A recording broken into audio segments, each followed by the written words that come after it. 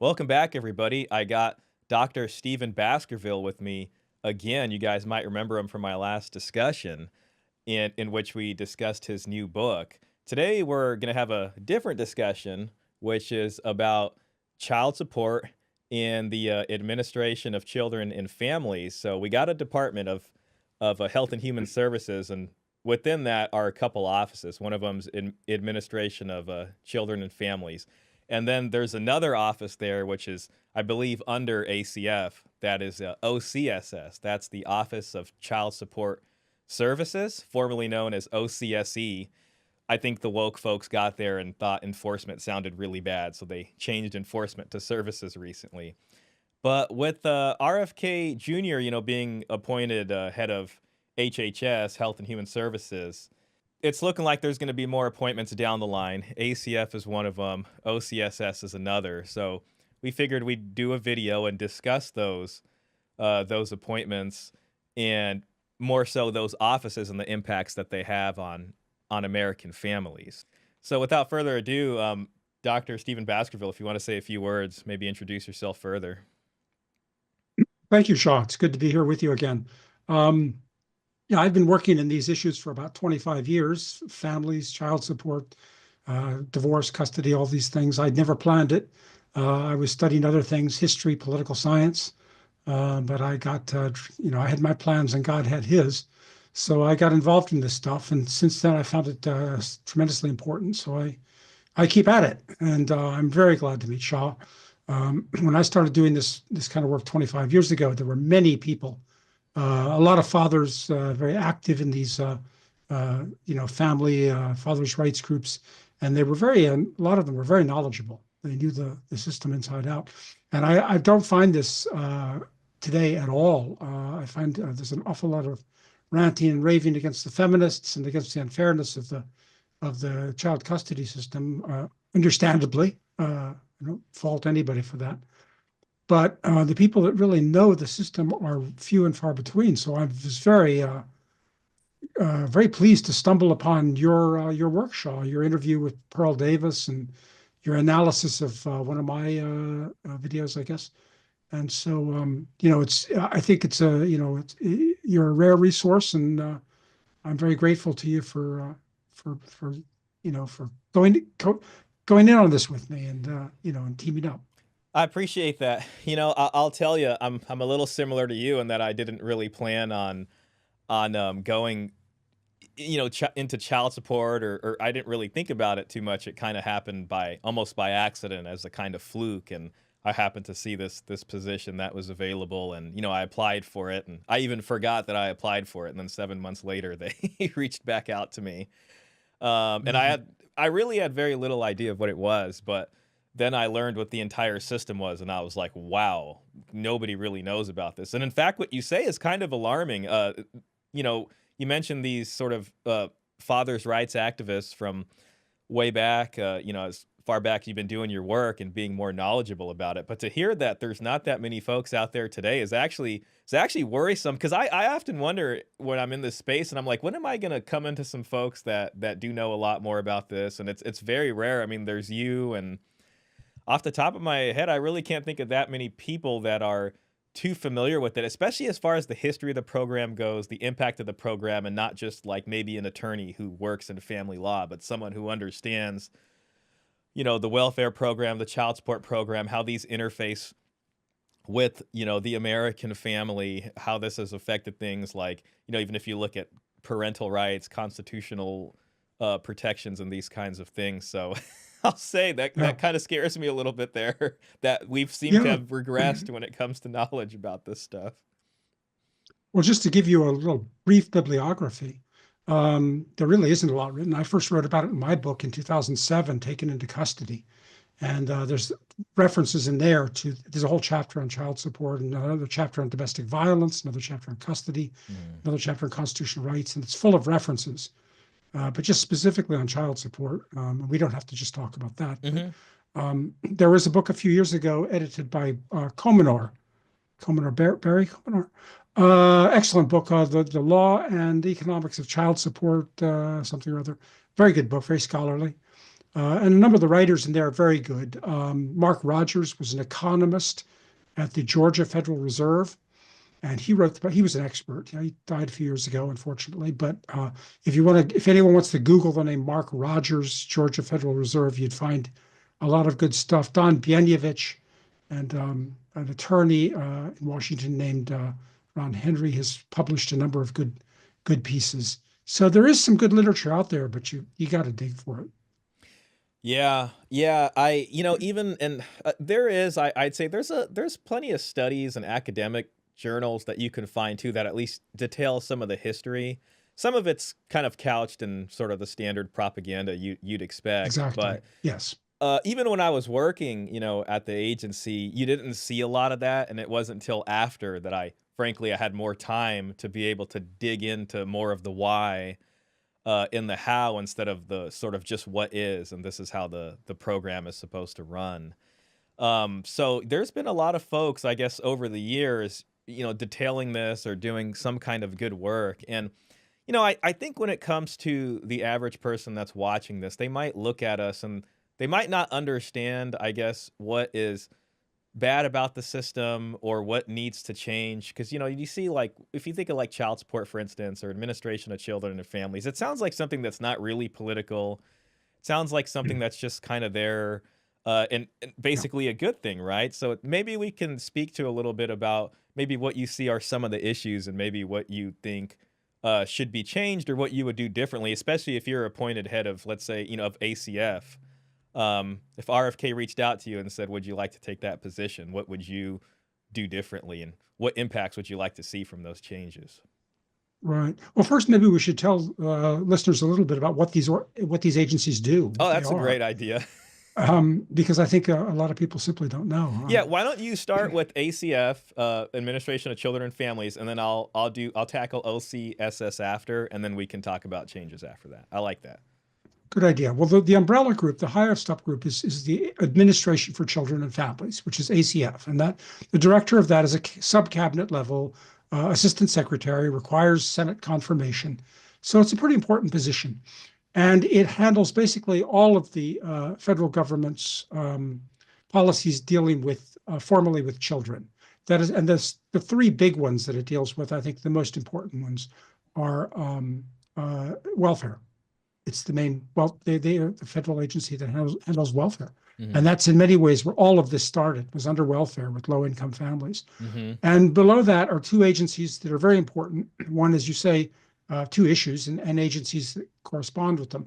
One is the Office of Child Support Services, which handles child support, obviously. The Mhm. other one is the Children's Bureau, and they handle child abuse. Okay. So, but I haven't been able to find up-to-date information on them. Their website doesn't seem to be working. I can't figure out who the current director is. So basically, those are the three, I think, most important things is welfare, which is where a lot of the chicanery of the custody and divorce system started. It's where the child support system was first created. It's where the child abuse machinery was first created, and it's where the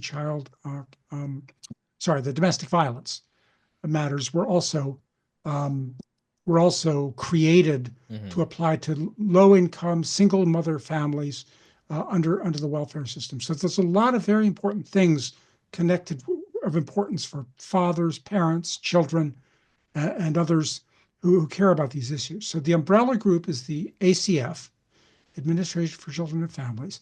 And then below that is the Children's Bureau, which handles child support. And that's, sorry, child abuse. Mhm. And that's worth saying a few words about, because child abuse, years ago, child abuse was also used in divorce systems as a source of patently false accusations, primarily against fathers, in order to get custody of children. Mhm. Now, over the years, child abuse has been used much less in divorce cases, and the emphasis, the favorite weapon now is domestic violence accusations. But child abuse is also important because accusations, false or exaggerated or spurious or politicized charges of child abuse, are leveled not only against divorcing fathers, divorcing parents, but also against intact families. It's used, and there's a good literature on this, a good literature of people who have pointed out how precarious parental rights are, even in intact families. How easily you can lose your children to the child welfare system that handles child abuse, and you can lose it for for corporal punishment, for spanking. You could lose it for uh, uh, homeschooling, educational neglect, Oh, as they wow. call it. Homeschooling, you can lose your children, or you can lose it for obviously if you really abuse your children. And there's one other area that I've slipping my mind now. But anyway, so these accusations, these greatly, oh, you can lose them. Some people have lost their children for raising them as Christians. So, and most Wow. recently, the most recent scandal has been involved parents who have testified at school board meetings because they objected to the sexualization of their children, putting their children through transgender, I gender see. sex changes and things like that, Yeah. and they get a visit from the child abuse social workers for that. So it's very politicized. But there are, but it's gotten more attention because the victims, and they are victims, are primarily intact families. But you can also, people in divorce cases get it. One of the things that happens, I've seen this a lot, and I addressed a conference like this, and I suspected this was happening. And when I mentioned it, I got a thunderous applause. So I figured out my suspicion was confirmed. Mothers will use domestic violence accusations to get custody of the children, Hmm. and to get to win over to get the father thrown out of the house and to get custody of the children, and then they get to live as single mothers. But then they will get a visit from the child protective services for child abuse, or for various things, which may be completely unfounded and ungrounded. Yep. It may be true, because child abuse does take place more than anywhere else in single parent homes. But it may or may not be justified. But the point is, they use the social workers to engineer the removal of their child's father, and then they find that the weapon they've used is turned on them. It's like germ warfare, and Yeah. um, and they complain about it, and they get sympathy from some conservatives for this. But in some ways they don't deserve the sympathy, because they're hoist with their own petard. So anyway, we could talk Yeah. I think a greater length about child abuse. I think it's an issue that merits discussion. I talked about it in my earlier book, Taken into Custody. But then the third area, the other area that's worth talking about is domestic violence accusations. Now, there's a lot of people talking about that, and that does not fall under ACF or any of its sub-agencies. That tends to be handled by the Justice Department. Yeah. So, but Sorry, I was but gonna say, you brought up a lot of great points there, and especially of these organizations being kind of very much wrapped in or outcroppings of the welfare system. And one of my sort of biggest pet peeves, I'm gonna get into describing OCSS here in a second, but is this kind of sort of barging in of a public family law welfare system into a private family law system. So what I do not like is that middle class American families who are working hard and doing everything they're supposed to do, being good citizens, being taxpayers and working and being above the table and not doing anything untoward, our actually have become victims of this monstrosity of a public family law system. So a long time ago, public family law, which was only for welfare, families that were on welfare, was separated. There was a wall between that and private family law. And when we get into the creation of the federal child support system, this is how we get the office of OCSS. But in 1975, you started seeing, Congress started taking note of ballooning out of wedlock birth rates and single mother households living off of welfare. And it's not being caused by, a father dying in a war or something like that, but more so just from people who didn't want to stay together. They created Congress passed the Child Support, Enforcement Act in 1975, and this created a federal child support system. And all of this is attached to welfare grants and welfare monies. And even though all the states have the power to do what they want to do, the federal government basically bribes them into doing what the federal government wants to do by offering them welfare monies or using a carrot stick approach like, hey, listen, you can get this welfare grant to use and distribute out in your state, but you got to do child support and family law this way. So the OCSS in particular, the Office of Child Support Services, formerly known as Office of Child Support Enforcement, is very much in charge of overseeing all the different state programs for child support. So all the different state programs have to be in line with federal expectations and federal guidelines and federal laws. And they have to communicate and be audited by OCSS. And based off of their performance and how OCSS judges them to have performed, welfare grants and different grants are given out to the states. Different incentive payments might be given out to the states. Before the 90s, I believe, when child support enforcement was created in 75, it was supposed to just be for welfare families. That's all they were concerned with. So people who are on welfare, child support as a federal program was concerned with recouping that money for the taxpayer. But then what they started doing was giving incentive payments to the states to say, hey, why don't you guys start advertising your services and taking on non-welfare cases? So states would receive incentive payments to do that. And this, to me, represented this kind of public family law encroaching into the realm of private family law. And it has really become this kind of carrot stick approach where it's kind of bullied states into changing their family law codes to match essentially what the federal government wants them to do. And it's really expanded the welfare state. So when you look at OCSS, what they'll say is their kind of main, I guess, goal here is to ensure that, child support or paternity is established for these kids out of wedlock. Child support orders are created for them. Child support orders are enforced. They're collected. Back pay is collected. And then also, trying to do this at an efficient cost, basically. So those will be like what's called performance measures, and that's written into the Title 4D code of the Social Security Act. And the OCSS is designed to encourage states and help states meet those performance goals. And based off of those performance measures is how money's divvied out to the states.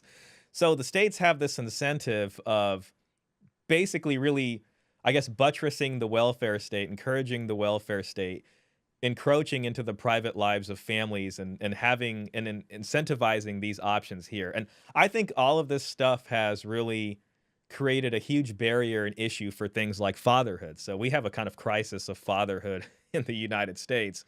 And what you have is this robust child support enforcement program, which we know has damaged families. I mean, we have research papers on this. We have there's a paper from 2007 which is about questioning child support for poor families, and at the end of the paper it pretty much explicitly says that compared to families where the federal child support system is not allowed was not excuse me not allowed but was not involved, the father was more involved in the child's life. But after the child support enforcement system got involved, it literally pushes the father away from the child with these financial requirements that the father can't meet and all these kinds of things. Then on the other end, you have custody, which is still firmly rooted in private family law and isn't funded by the taxpayer. So fathers are getting grinded down by a child support system that oftentimes asks too much or has harsh enforcement measures. And then on the other end, they're really not able to fight for custody because they have no money left over to do so. So OCSS, again, is this federal office which is in charge of making sure all the state child support programs are in compliance with federal guidelines. If you take California, for instance, just to give you an example, before 1975, child support and things like that went through the criminal code, basically. Went through criminal court. You had, I think it was Penal Code 270, which basically stated, like parents had an obligation to support their kids, so they would use that to go after parents and establish child support orders. After 75, once the federal program was created, then federal money starts coming in and you get this new sort of child support program, which is outside of criminal court, and it's, within family support court and all that kind of stuff. And so just to give folks an idea, I know I was a kind of a long-winded there, but OCSS has a lot of power in how states go about creating and enforcing child support in their states. Before we go further, let me just underline a couple things you said and emphasize a couple of the broad principles, just so people know where some of the implications of all this. First of all, there is no federal authorization. There's no constitutional authorization for any of this. As you say, the federal government dominates, manipulates, entices the states to do what it wants. But there's no constitutional mandate or authorization for the federal government to be involved in family policy at all in any way. And that goes for child support enforcement, it goes for domestic violence, and it goes for child abuse. So in all three of these areas, the federal government is involving itself in what are supposed to be state matters. The other thing that's maybe worth emphasizing here is what this does to social workers. I used to wonder why people hate social workers. I thought social workers seemed like nice people to me. They take care of the poor. They don't make a lot of money. They sacrifice. They go out and work among the poor and they help them. How come everybody hates them so much? And I realize now why everybody hates them so much. What these programs do, all of them, child support enforcement, domestic violence, child abuse, they turn social workers into plainclothes police. It's essentially a police function. They are, but they're not police. They're not limited the way we limit, uniformed policemen with certain constraints because of people's constitutional rights and the rights of suspects and the accused. No, they're plainclothes police who operate largely free of constitutional protections and limitations. So this is very, I think, extremely improper, especially when you consider that the social work profession over the decades, from the very beginning, professional social work was founded by ideologues, by women for the most part, who were sympathetic to communism, anarchism, and feminism. Women like Jane Addams and others. And they took over. Charity, poor relief charity, had been conducted by volunteer women, Christian women, organized by churches, subsidized by their husbands. And they were replaced by, and they had no incentive to perpetuate poverty. Their incentive was to solve the problem. And they inculcated Christian morality. They didn't tolerate out of wedlock sex, out of wedlock births, because they knew that, bastards, as they call them, illegitimate children, was the source of poverty. So they did their best to end it. They were replaced, when social work was professionalized, they were replaced by paid professional social workers who had the opposite incentive. They had an incentive to perpetuate the problem they were supposed to be solving. And that's precisely what they did. First of all, the welfare payments themselves were an incentive to create single mother homes, to throw out the father, or at least keep him hidden and tucked away somewhere, and to create single mother homes. And then the child abuse and domestic violence and child support systems reinforced this for single motherhood and entrenched it even further and made it intractable. And when you consider on top of that, so these social workers had a bureaucratic interest in perpetuating the problem they were supposed to be solving. And on top of that, increasingly from the very beginning, they were, and increasingly over the decades, they were immersed in radical ideology, and especially feminism, which didn't like men to begin with. So not only did they have a bureaucratic and financial incentive to marginalize the fathers, they had an ideological incentive to do this as well. And this is, so increasingly you've got these ideological, professional feminists, basically what they are, in charge of the nation's families, and acting as plainclothes police, and increasingly criminalizing the fathers with accusations of child abuse, or criminalizing intact families, or Christians, or heterosexuals, with accusations of child abuse, accusations of domestic violence, and accusations of non-payment of child support. So, this turning social workers into police has been very, very dangerous. I believe it's the origins of what people now call the deep state. I don't think the origins of the deep state are in the FBI or the CIA or the Office of Homeland Security. I think they're in the welfare state, because this is when social workers first took control. Federal government functionaries, bureaucrats, first took control of people's private lives and the private lives of the poor. And as you say, all three of these areas, child abuse, child domestic violence, and child support, all these expanded to include middle class from poor families, poor households to middle class families, which expanded the system hugely, simply quantitatively in terms of the number of parents and families that fell under their jurisdiction. But also, it expanded the system in a lucrative way because, at least in child support, they were able to they could go after middle class fathers who had deeper pockets to mine. Then, previously the system had been designed for 20-year-old low income men, impecunious men in the ghettos making maybe 15, 20,000 a year. You bring a great point there. Sorry to interrupt you, but No, please do. I can tell you, just as someone who's worked child support cases, as an actual case worker, everybody who works cases in child support knows that the hardest cases to collect money on are welfare cases. You know what I mean? If it's a regular non-welfare case, oftentimes you don't even have to do anything. Just the wage assignment goes to their above the table job, and the money comes in. You don't even have to look at the case. It's very rare that you got to do that. What Exactly. A lot of the hard work comes in from trying to squeeze blood out of a turnip. And here's the part about the child support program that really gets on my nerves. If you look at, let's say, even if you look at the OCSS Wikipedia, what they'll do is they'll say, we collected this many Yeah. millions of dollars in child support, and most of that money got sent home. And that's supposed to sound like an accomplishment. But actually, it's really just it's just a cover up of their massive failure, because their original mission is to recoup this money expended on welfare. But if you look at the welfare cases versus the non-welfare cases, they're barely able to collect money on welfare cases. But what they do is they attack middle-class families, and then the money that they get from those people, they say, look how good of a job we're doing. We collected Right. all this money. But what people don't understand is that most of that money has nothing to do with the welfare money that's went out in the first place. So Let me, it's just this big lie, and yeah. it's what annoys me so much, and people don't understand that. That mixed with the fact that hardworking middle class families are subject to the tyranny of this sort of welfare lawfare, I guess you'd call it.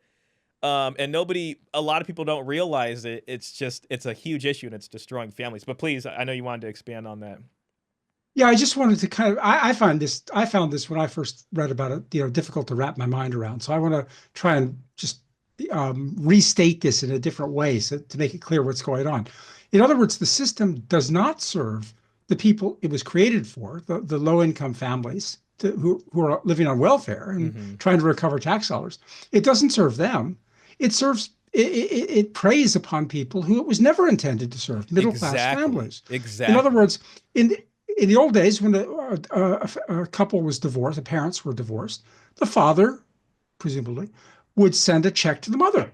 That's Yeah. all. He just sent a check to the mother, and sometimes he did it voluntarily without a court order. He just took it. If the divorce was amicable, he just sent it. What the federal child support people are doing now is they're routing that check, which would have gone through the mail from the father to the mother. They're taking that money, routing it through their own system, It goes to the and state saying, "Look at disbursement unit, gets yeah, reported to look OCSS. exactly. Look at this money we collected. This father. And they even call them deadbeat dads. Yeah. It was Donna Shalala, the former. Was it Donna Shalala? She was the former HHS secretary, or was she housing? Anyway, and she said we took this money from this deadbeat dad. It's like, you know, all they're doing is taking the check that the middle class fathers voluntarily paid, Yeah. and they're routing it through their accounting system, and they're saying, look at this check which our enforcement officers collected, which otherwise to help these starving, neglected, abandoned children. What can you Exactly. say? It, It's a complete lie. it's a farce. It's a farce. And again, you mentioned this kind of hijacking of the poor relief system by these kind of bureaucratic radical ideologues. And it's the same thing just happens in child support also. You know what I mean? Like, well, in welfare. Like, let me tell you about welfare. Historically in welfare, it was meant for mothers and children who had either been abandoned or their husbands had been lost and passed away, or what they were made widows and this kind of thing. And what they would do is like if mom was living with her new boyfriend and there was another male in the house, if the welfare caseworker, somebody can call into the welfare office and say, "Hey, I saw that." They would do they would do a check, they'd send somebody out, and if they found that was the case, they would cut off the welfare funds because they'd say, "Hey, you're living with someone, with another man. He should be providing." Like that, they would go with that, but basically it's like, okay, you're divorced, you have children with this guy, you guys don't want to live together, you want to live with your new boyfriend, we're not going to give you welfare, we're not going to subsidize that life for you. Then what happens, kind of in the same way, as probably around the same time as this kind of invasion by these radical ideologues, is what they did is they took welfare and they made it a matter of civil rights. And then you had some landmark cases. I wish I could remember them off the top of my head, but I think they went up to the Supreme Court, and it was about, it essentially transformed this sort of poor relief program that you said was once governed by these different morals and values, specifically Christian morals and values. And it made it a matter of civil rights. So what happened was the welfare rolls went up dramatically because all these other people who wouldn't receive them otherwise, maybe they're living with new boyfriend or whatever, could now go back and apply for welfare and get the money. You know what I mean? And it was more about mom and the children, and it wasn't about families altogether and looking at them holistically. So it's interesting when you watch the sort of change over of how this goes from something originally really more focused on the impoverished class and trying to get them out of poverty or to help them and that had these kind of strict rules about it, into this kind of entitlement program, I guess you'd call it, and just expand and really move away from the original intention of what it was supposed to be the whole time. Yes, absolutely. And what I found, just to push the story a little further, I think what happened basically was the welfare system became really politicized, especially in the 1990s. Mm-hmm. And what was happening was before there used to be a robust debate in the United States all through the 60s, 70s, 80s, the times I was growing up. There was a robust debate, some very fine intellectuals. Mm-hmm. In fact, even the hated neocons were some of them. And they were, between left and right, because everyone thought that welfare was bad. Everybody thought that welfare was demeaning and, the second best option. Conservatives didn't like it because it was wasteful and full of spongers. And even liberals didn't like it because, they thought people should have the dignity of jobs. And even the Marxists didn't like it because even the Marxists said, no, the welfare just buys off the poor and prevents the revolution. Mm-hmm. So everybody hated welfare. And everybody says robust debate, 60s, 70s, 80s, how to get rid of it. Well, what happened? Why is that debate ended? We didn't get rid of it, by the way. So what happened? Why is there no longer this robust, this highbrow debate about how to get rid of it? I'm talking about great intellectuals like Daniel Patrick Moynihan and Charles Murray and some of these political scientists like what's his name, James Wilson. What happened? Why did this all dry up? I'll tell you what happened. In the 90s, the system got financially just unbearable. Something had to be done to relieve. So Clinton came along. Bill Clinton came along, and he said, the third way. He was the right wing Democrat. He was gonna, he wanted welfare reform. The liberals were nervous, but he was going to do it, and the conservatives loved him because he was going to reform welfare. What did he do? He didn't reform welfare. What he did reduce the rolls modestly a bit, and I think I'm told all those modest cuts in welfare rolls were restored by Obama later on. So it really didn't do anything. But what the welfare reform bill of '96 did was it strengthened the child support system. Yes. And what it did was it further pushed the social workers into police functions. And so the feminists discovered that, well, the welfare system was not, demeaning after all. And it also wasn't about relieving the poor. It was about empowering women. The welfare system became a way of empowering women, primarily social workers, but they could also say empowering the single mothers, empowering all these women. Yeah. So welfare went from being a necessary evil for everybody to being a positive good for these radical feminist women. And Clinton engineered this. Clinton facilitated this, I should say. And that's in the 90s when we started hearing about the hysteria about deadbeat dads, Hmm. and the media started going after them, and there was all this horror Yep. about fathers abandoning their children and the need to twist a knife on them, and the media became hysterical and the government became hysterical, and this was the where all this it came from. It was all, again, it was I completely dishonest. I like that Completely dishonest. you compare it to a kind of police function. It in the mid '90s, essentially AFDC, Aid to Families and Dependent Children. That was the welfare Yeah, program that's right. before it got changed to TANF, which is Temporary Aid to Needy Families, and that's what Perora, otherwise known as welfare reform. That was the That's uh, the one. personal work responsibility and work opportunity. I always forget the name of it, Yes, so do I. It's but just common what name. that did and what they were arguing in Congress at that time was to put teeth and give power to the child support system. And it was argued that they wanted it to be as robust and powerful as the IRS system. So someone named Marilyn Ray Smith, who was addressing Congress when they were trying to pass this, she used to be, I think, a director of an agency. I can't remember. I think it was on the East Coast. I think it was Delaware or something like that. But she wanted it to be as powerful as the IRS system. And what this did was this created a system of big data. And this is Yeah, what made huge. OCSS so important was that OCSS helps to manage some of these huge data systems, specifically like Federal Parent Locator Service, National. There's a database, a new hire database, and facilitate all these kinds of things. So it went from being child support before the federal program went from being something that was in criminal court in which people can bring a complaint and they would look at it, and the courts had dexterity. The states handled this how they found they were going to handle it. However, they saw fit, and the judges had more dexterity, I think, to look at a situation and make a judgment call on that. Then the federal program comes in and it basically wrestles that away from criminal court into family court, and it says, hey, we need you guys to standardize your laws this way. So now if you're a judge, you're like, well, I got to look at the guideline calculator first. I can deviate it, but it's not as easy to deviate from it. So most people end up with these kind of cookie cutter things. But By the way, excuse me, I can't help I interject here. Well, everything you just said lends evidence to my thesis yeah, that this is the origin of the deep state. it, You it know, this is not the FBI, not the CIA, not Homeland Security. This is where it came from. Those databases that you talk about, those tracking services. I mean, I go into that in my book, Taken into mm, Custody, and it's just Orwellian. yeah.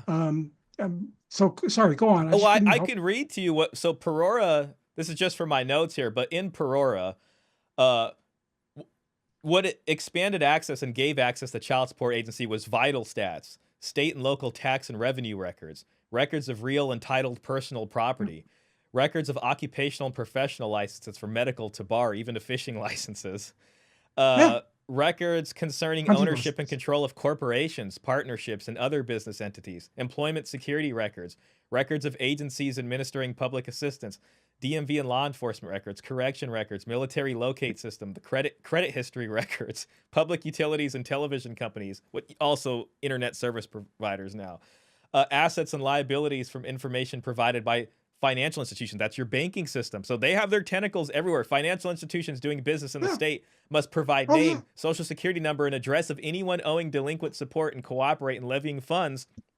Once child support agency confirms the amounts owed, liens allow states to administratively place liens on obligor assets and also allows for interstate liens without judicial process required. So, I mean, this system is so robust and has its tentacles and everything. Just me as a caseworker, when I would sit at my desk and I look at my screen and I click on someone's profile, the amount of information I had on a single person just by plugging in their social security number was just unreal. I mean, we'd see all past addresses, past jobs, quarterly incomes, IRS statements. I mean, it would banks again because we would do levies, liens. I mean, if we found out somebody's parents owned a house. Not that they owned a Yeah, house, somebody's parents owned a house. We would send a lien over there just for when they passed away, we can get something through probate court. It's just it was so expansive and just it is really amazing where it's moved to. And all of this is kind of bought and paid for by these kind of welfare grants. And it really is the expansion of the welfare state. It really is the sort of subversion of the American family proper under the thumb of this what I call an abomination of a system. And you would, what you mentioned as the deep state, people probably think of that as like, oh, these kind of high up level stuff that affects politicians up there. But it really is also the penetration of the government into the private lives of families. That is because the deep state. it started with the poor, because the poor are vulnerable. Poor people don't have generally the defenses, the education, the Yeah. means, the leisure time to defend their rights, to defend their privacy. So the wedge was inserted there with the poor population. But then it gradually, once the leverage was in place, it was expanded into the middle class where there were deeper pockets. So yeah, I maintain that the American welfare system is often looked, by comparison with Europe, is often said to be quite minimalist because it's limited to the poor.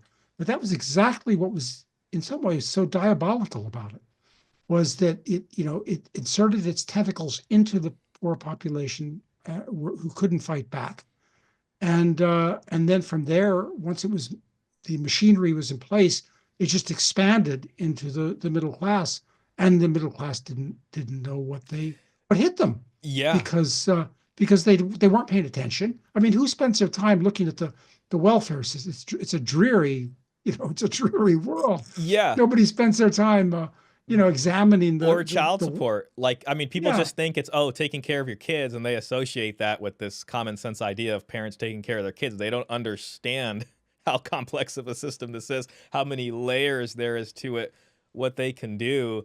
I mean, even before when I applied there, I didn't even know what I was applying for. I was like, oh, child support, okay. This seems like a okay job for someone who's out of school now. Like, let me give that a shot. And then I started working there, and I'm like, oh, that's what this is. That's how this works.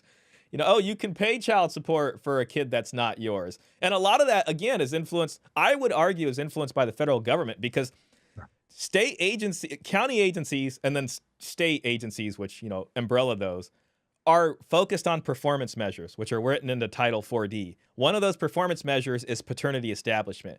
They don't care who the father is. They care about saying, we have a father on paper for this kid. So you can come there with your genetic test later on, and they're going to say, well, there's not much we can do about that, but you do have to pay. Then when they go to the federal government, OCSS later, they can say, look how well we did on our performance measures. We would have whole meetings for this back when I worked at the agency, and that's the entire agency is focused on increasing these performance measures. So however they can do that, they will do, and then they go back and say, please give us more, matching funds, on the other end. Look how good we did this year. And again, it just bothers me because, especially now in California, they've been doing changes where they've been doing these kind of pass-throughs where, you'd have money that's owed to the state, and then sometimes they would do a compromise program with the debtor in order to recoup some funds for the state, and they might forgive some of it. Now what they're doing, through the direction of Newsom, and also encouraged, I would say, by OCSS, is what they will say is they're trying to help poor families by letting more money come to them. So what they'll say is any collections they get, instead of paying it back to the state, which it's rightfully owed, the taxpayer, they're going to pass that forward to mom. So mom collects welfare and mom collects back pay on these monies that's owed to the state. And a lot of that has changed. They've made some changes in foster care. And what I've seen from that is they're still hard on the middle class with the welfare system that was never designed for them and that they never asked for. And now they're starting to say, well, since we can't collect monies from most of these welfare cases, we're going to try to be less tough on them, basically. And that's supposed to help families, which is really just giving more money to broken families, to mom, and on that side. But really all I'm seeing is sort of this kind of socialism being snuck through the back door. So it's all in the guise of helping families.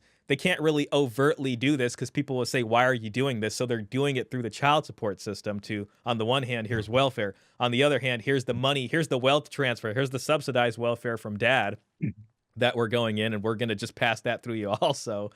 In a lot of these cases, especially money that's supposed to be owed back to the welfare system. So there's these things I'm seeing, and I feel like they're using California as a petri dish, but that's another matter. But when it comes to OCSS, all of this kind of stuff is encouraged by Yeah. OCSS. OCSS is supposed to be watching for these kinds of things and saying, hey, no, this isn't in the spirit of what the program is supposed to be for. Right, right. And touching on something you said a few minutes ago about how the Welfare Reform Act was brought in '96, it was really, and it still is to this day, in many ways, used the term socialism, which it is in many ways, but it's Mm, also a collusion between the radical feminists and the conservatives. Um, the latter, I'm not sure understand what's going on, but it gave the social workers, the feminist social workers, these police powers, and the conservatives were told that this was saving money. This was, mm-hmm, it was money that was, not being paid out for welfare anymore. So mm-hmm. this was fiscal responsibility. So between this collusion between the feminists and the social workers, sorry, the feminists and the conservatives, to screw the fathers, excuse me, and to save money in doing so, supposedly, which it didn't do, by the way, but it's another matter. Who was left out of all this? Well, the old liberals were left by the wayside. The old liberals who naively thought that the welfare system was about relieving the poor.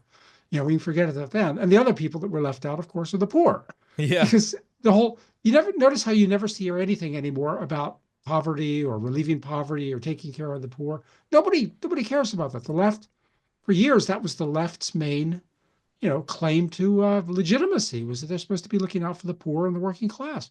But you don't hear this anymore. You just hear about how it's all empowering women and saving money, empowering women on the feminist left Mm-hmm. and saving money on the conservative right. And they're the only ones that matter. And the old liberals and and the poor themselves are the ones that are left out in the cold. And nobody cares about them anymore. Yeah. So it's, It you has know, all. Sorry to interrupt you. It has all become this very short term thinking. Empowering women. And I think a lot of the mid '90s welfare reform was sold as that way because what they did is they put a stop on how much the children could still receive it so long as they're minors, but it was supposed to be this great cost saving measure because after a couple years they would have these programs that were supposed to be designed to help mom get back to work and all these kinds of things. And they really encouraged this kind of, we got to get the women working also. So it seemed like this win where it's like, we're going to pay less welfare. We're going to get the women working. We're going to collect money from these quote unquote deadbeat dads. But now we're in this situation where it's, families are really struggling to stay together, let alone be created. And the birth rate is what it is. We hear Elon Musk tweeting about that once a week. And we've kind of put ourselves in this position where we've stopped thinking holistically about the health of families, unfortunately. And, it's all couched in this propaganda about creating a bridge between families and we're just trying to help families, but they don't really tell you what they mean by that. Like, are they trying to help out a traditional style family? Or are they trying to help out a broken family? And all these kinds of right. things. And then when you look at when these systems were created, they even didn't have a lot of studies available to them at that time. And then as they start doing more studies more recently, they find out things like, hey, child support enforcement actually harms poor families. Every time, like whenever it's involved, the children end up getting less money from their father and having less of a relationship with their father than they otherwise would have.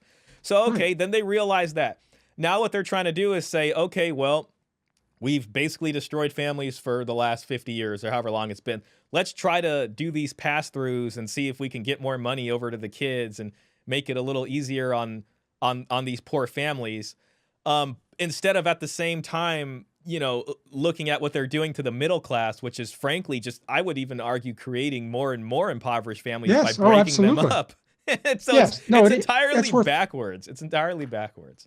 no, that's worth emphasizing that Yeah. this child support, like welfare before it, is a subsidy on divorce and broken families. And where you get a subsidy, you're going to get more of it. It's a positive incentive for mothers to divorce. That's a whole nother story. I think Mm-hmm. we could spend a whole hour on that, so I won't get Yeah. into it. But no, it's a definite incentive, and it creates more divorce and more broken families. So all these policies that you've been discussing, they all presuppose a broken family. Hmm. They don't step back for a moment and say, well, why are the families broken in the first place? Well, can we prevent the families being broken, Yeah. so we don't have to do all this? No, that's out of the question. That's not permitted. The discussion is not permitted to go there, because you realize that the system itself is what is creating these broken families. It is destroying them. And another thing that, by the way, I didn't mention this, but another thing that ACF does Hmm. is they are the ones that presided over these fatherhood programs and marriage programs of the Clinton and Bush administrations. Again, I'll talk about this very briefly because we could spend I think we could spend a whole show on this. Sure. But in the 90s, under the Clintons, under Al Gore, actually, the whole system was becoming insane. Um, Not only was the welfare system insolvent, but it was becoming conspicuous. The fatherhood crisis was getting worse and worse. And so Al Gore started this fatherhood program, and Clinton sponsored it. And we're going to reconnect fathers with their children and teach good fathering and all. Nobody explained how the federal government was going to teach men to be good fathers, or what this was, how the what could the federal government do Yeah. to uh, to teach men how to be good fathers, and other than stop subsidizing divorce, but other than paying their wives to divorce them. And then the same programs were relabeled under the conservative Bush administration. The same programs were relabeled as marriage promotion programs. And here too, nobody explained how the federal government was going to encourage marriage or teach marriage skills or relationship skills and all this. Well, if you look at these programs, whether that was the left-wing version under Clinton or the right-wing version under Bush, they were about collecting child support. I was just They gonna. I was sorry. Please finish your thought. I don't want to they were interrupt you they again. were you probably know more about it than I do, but they were deputizing private groups, including, as the Bushes used to say, faith-based organizations, to collect child support. In other words, they were deputizing the right-wing pro-family conservative groups, and I don't know how many really were involved, Mm. this much, but to collect to develop an incentive to have more broken families so they could collect more child support. Yeah. But you know more about this than I do, I'm And then sure. that puts the numbers up. That puts the performance measures up. The thing, when you talk about a government saying, encouraging someone to be a good father, all I hear is them saying, we just want you to be a better cash cow that we can take money from. Exactly. Has nothing to do with the relationship and encouraging this relationship and facilitating this relationship between father and children, which is what's ultimately lacking on so many levels from our society. So, Right. even OCSS, you mentioned ACF, but OCSS does the same thing. I mean, they'll provide funding to different child support programs across the nation in order to facilitate these fatherhood programs or these Yeah. employment programs. And it's all about really just trying to get these people to basically to work so that they can then pay their child support debts that they owe. It's always just it's focused on that more so. They might say a thing here or there, oh, I mean, but it's not custody. It's not about putting the family back together. To them, a complete family isn't the mom, dad, and the children. It's mom, the No. state, dad over here, and then the children here with mom and the state. That to Yeah. them is helping a family. Right. And And but just a couple of years ago, Ron DeSantis in Florida resurrected these same programs. mm, They didn't work in the 90s, they didn't work in the 2000s, and yet Ron DeSantis is dredging them up again and trying to implement them in Florida. yeah, It's just it's lip service, and it's just like you say, there is a long history of them trying to do these programs and them failing, if not making the situation worse. yeah, Whether they be these kind of tongue-in-cheek, I guess, outreach programs from the agency or bigger ones, coming from OCSS. I guess that kind of brings us to maybe we can kind of round out the discussion with this. yeah. But maybe what changes we'd like to see or what impact, especially if RFK Jr. appointed you the head, of ACF and say I was commissioner tomorrow for OCSS, what changes I'd like to see, and here's at least the challenging part for OCSS. I'll start off is OCSS essentially is beholden to what's written in Title 4D. And what's written in Title 4D are these performance measures. So that's what they care about. And OCSS is supposed to help facilitate, you know, states to match, you know, what paternity establishment, child support order establishment, child support collections, these kinds of things. So that's what they do. But there is this other room in OCSS for other things that they do in terms of funding research, funding other programs that can ostensibly help out with fatherhood. I think, you know, I would like to make OCSS more about focusing on fathers and restoring the father relationship with children, and putting block grants and money into programs that actually do that. Even if it's just outright funding fathers to pay for private family custody hearings in order to get back in their lives. But they have such a disincentive to do this, because the minute the father starts getting more custody, the less the child support order is. That's going to affect the performance and these kinds of things. But ultimately, I think a policy of diminishment is what's in order, because if OCS's hands are tied, then if they can at least minimize their sort of impact on what they're doing and send money to proper research on facilitating fatherhood, I think that would at least be a win. I mean, if it comes to at least trying to be less invasive. So that's where my struggle is with that. Yeah, I would say, and I'll just be very brief because, Mhm. again, maybe we could elaborate on another occasion. Yeah. But I would say the biggest challenge, I think the basic principle, and this is a well-known principle in administrative policy and law, is the Hippocratic Oath. I mean, first, do no harm. Hmm. I think that's the thing. The minimal government policy to achieve your aims should be presumed to be the best. And in this case, you know, we got to make sure that the child support, all of these systems, the whole family policy machinery is not doing more harm than good, which I think it is now. Hmm. I think the biggest challenge, and I think the starting point should be to make this system consistent with the Constitution. Yeah. The Constitution has to be our baseline. It has to be our guideline and so much of the family policy is flagrantly unconstitutional. I mean, the very involvement of the federal government in families at all has no constitutional justification. So, you know, it needs to be. We need to respect the Bill of Rights. We need to respect the contract clause of the Constitution.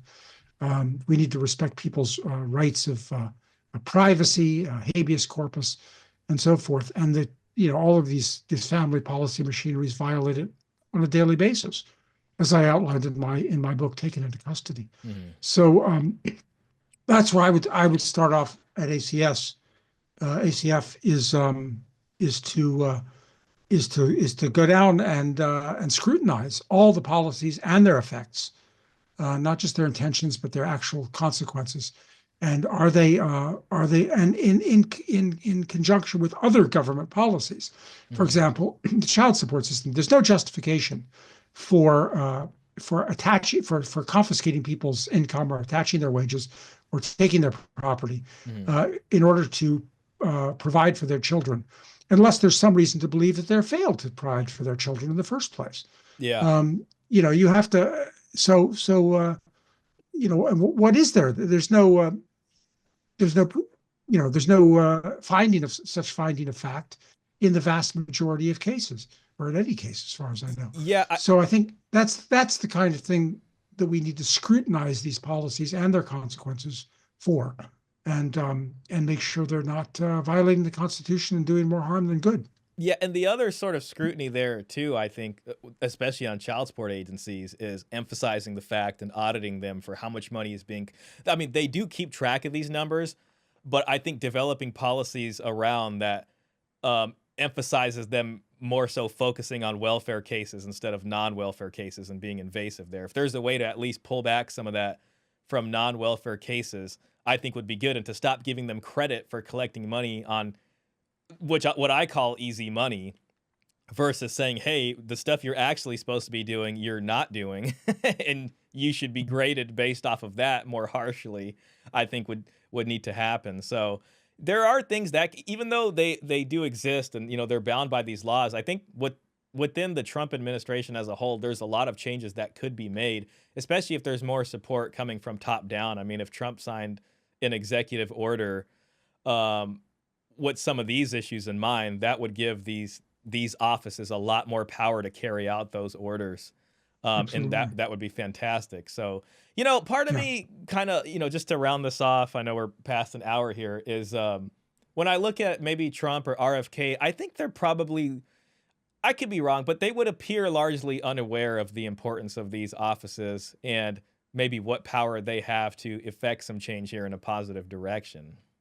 Yeah, I think so too. I think So, so too. And so hopefully, a lot of other people are also, and that's not healthy, to have bureaucracies out there operating, and the citizens and the policymakers and the political leaders don't know what they're doing or what they're for, or what they should be doing. yeah. And that's very unhealthy in a democracy, and it's why we find ourselves overrun by these this so-called deep state and Mhm. these functionaries who are doing things we don't know where they came from, what they're doing, what they're supposed to be doing. Um, these things, and I think Trump suffered, his effectiveness suffered from not facing this stuff in his first term, Mhm. and so far he hasn't faced it in this term either. So I think he would benefit a lot by confronting this squarely. Awesome. Well, I think that's a good note to leave it on. Hopefully, maybe this video will reach some ears. Maybe we can pass it around to some folks and it can at least educate some either just the folks out there or maybe even if some of the folks up there, in power see this, maybe they can have a better understanding. So, more to come on this. We'll be watching what they do there and we'll be talking about this soon. So, please, more to come and we'll get you guys more content. Thank you, Dr. Baskerville, for being here with me again. Thank you. My pleasure.